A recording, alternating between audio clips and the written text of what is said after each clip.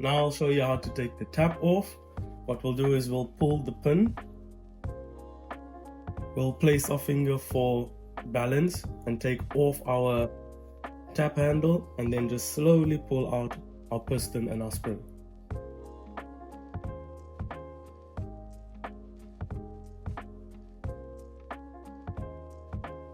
When you want to clean the barrel, you'll take this off by putting your fingers or your thumbs on the feet, pushing, lifting, and then pulling toward yourself.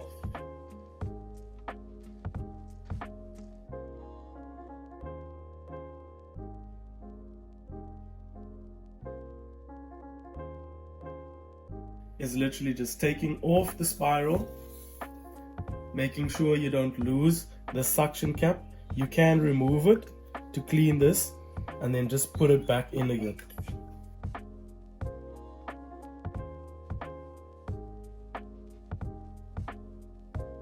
We remove this seal after we've taken off the spiral and the barrel, and we'll just clean this in between here.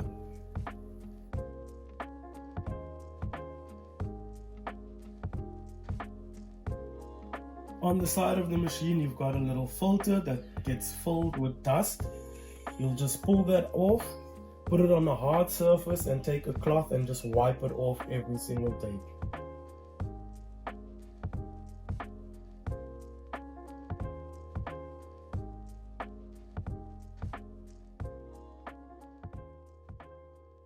This is your drip tray.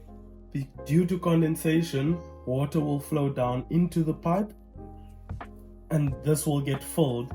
All you need to do is then lift it up, pull towards yourself, empty it, and then to put it back, just make sure you put the pipe in the first opening, and just push it in and let it rest.